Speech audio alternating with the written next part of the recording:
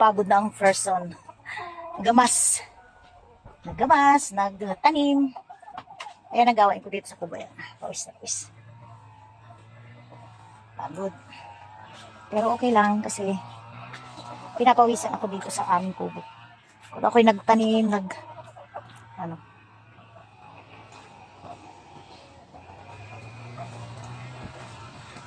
yung aking halaman guys na bagong tanim. Ayan.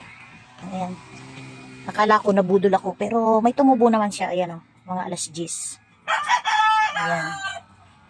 Tapos ayan yung aking ibang mga halaman. Ayan.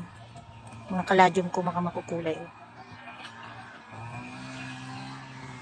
Lalagay siya ng abono. Pero ayan mga ano yan pa. Yung mga sinunog na mga darak sa farm. Ayan o. Nasunog siya tapos ganyan. Siya namin isinasama sa lupa. Ayan, yung mga sinunog na mga ano sa farm. Kaya ayan, mga may itim-itim. Mga sinunog na ipa ng palaya na may mga ipot ng manok. Ayan, hinalo namin sa lupa. Para kahit paano tumabog siya. Yung butterfly, alas 10, kaladyong. Ganda. Ito, sana ito mabuhay. Ganda niya, no?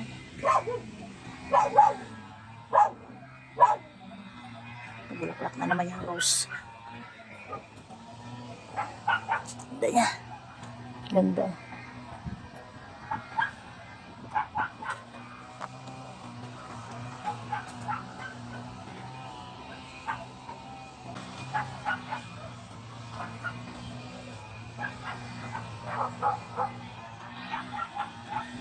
Kapit-bahay namin dyan sa baba.